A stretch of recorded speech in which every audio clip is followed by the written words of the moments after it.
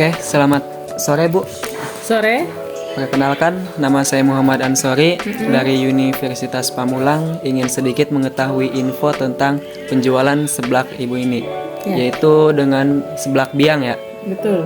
Itu dari awal mula berjualan seblak sampai sekarang itu memiliki berapa cabang Bu? Alhamdulillah dari sejak berdirinya seblak ini, yaitu dari tanggal 5 Mei 2015, sekarang sudah memiliki 5 cabang, di mana yang pertama itu dari tanggal 5 Mei 2015 bertempat di Sodong Pintu, yaitu Desa Telaga Sari. Setelah 1 tahun berjalan, kami buka di Badulang, ya. Setelah itu yang ketiga buka di Menes, terus buka di Rangkas, dan buka di Jasugi. Ya. Dulu ada 7 cabang, tapi yang sekarang bertahan itu cuma 5 cabang. Karena kondisi keuangan mungkin tidak stabil, maka saya selaku owner dari Seblak Biang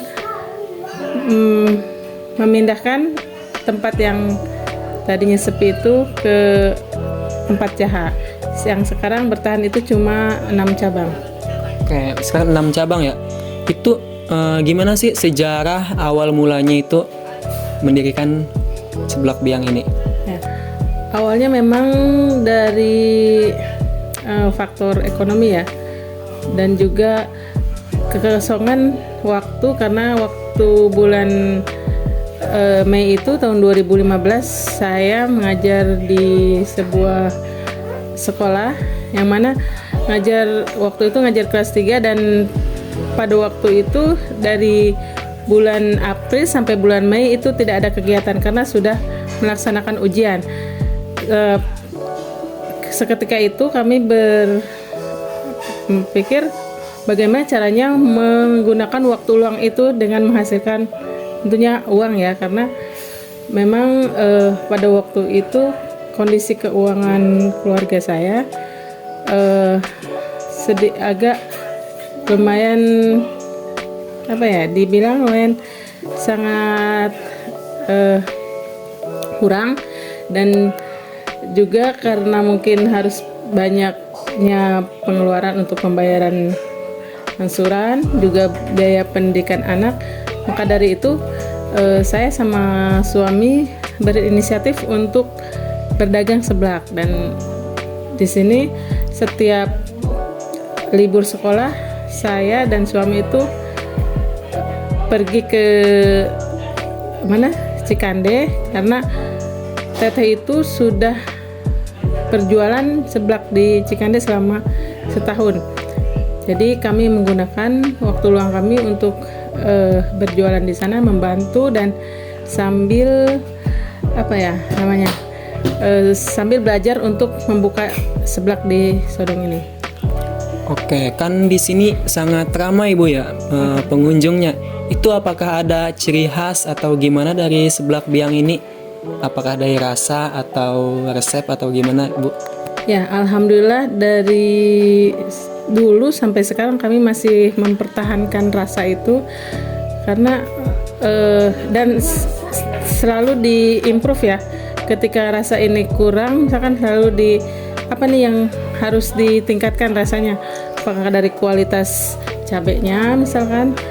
Nah, jadi mungkin para pelanggan juga sangat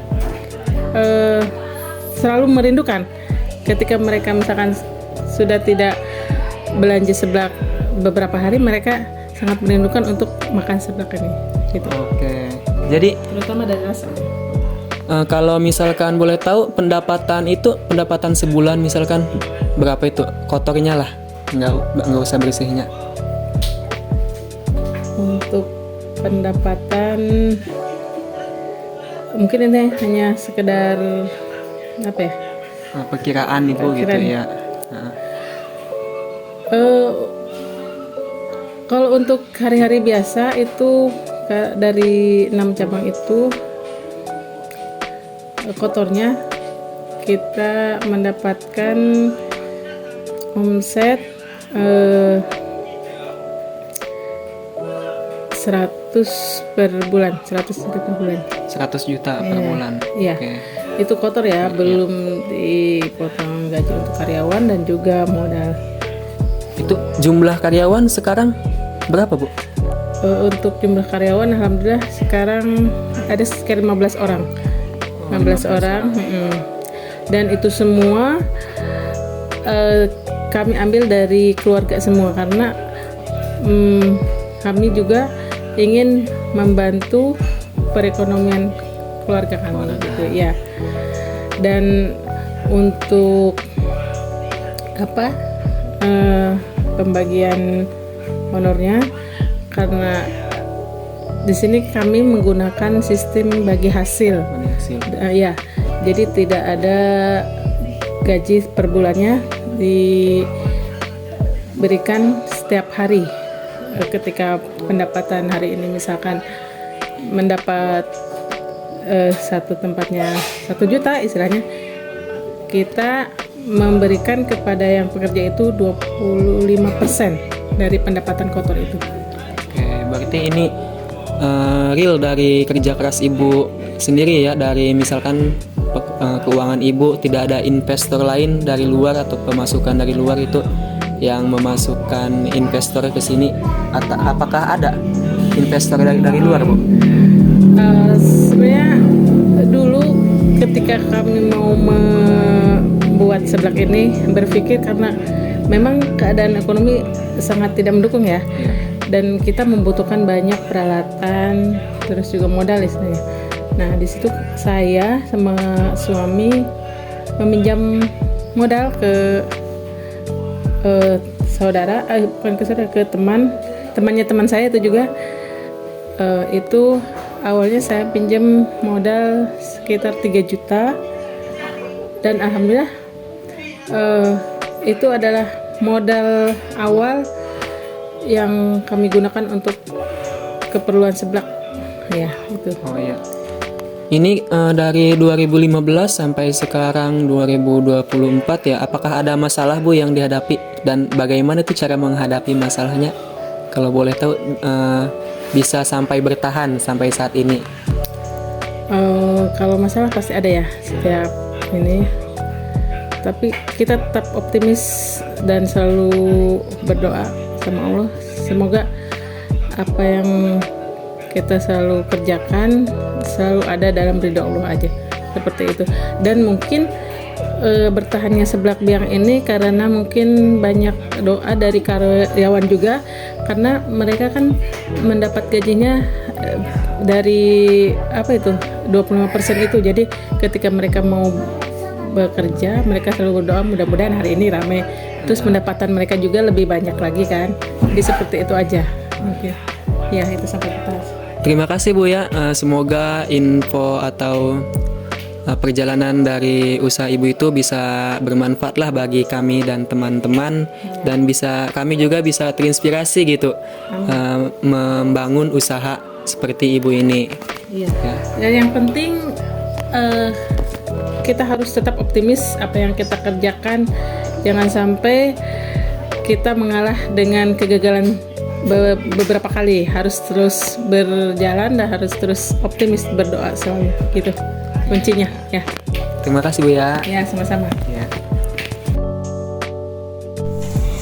Assalamualaikum warahmatullahi wabarakatuh.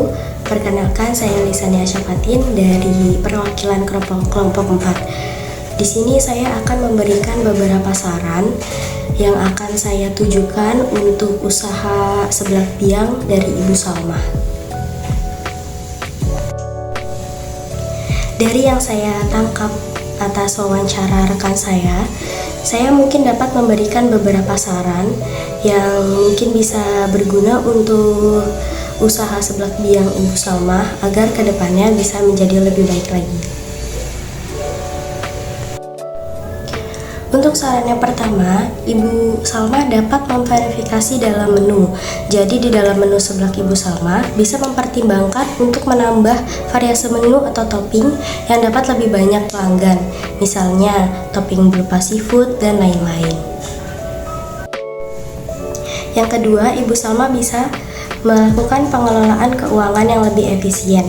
Di sini maksudnya meskipun pendapatan per bulan sudah signifikan, tapi penting untuk Ibu Salma memastikan pengelolaan keuangan yang lebih cermat dan melakukan evaluasi pengeluaran pendapatan secara berkala untuk mengoptimalkan probabilitas. Yang ketiga, adanya pemasaran dan promosi.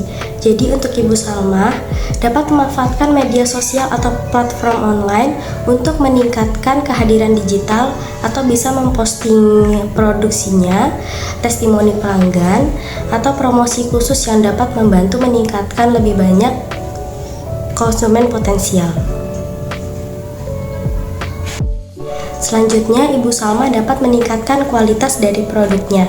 Maksudnya di sini adalah untuk terus meningkatkan kualitas konsistensi rasa produk, karena berdasarkan cerita dari Ibu Salma, beliau itu selalu berusaha untuk meningkatkan cita rasa dari seblak biang itu sendiri.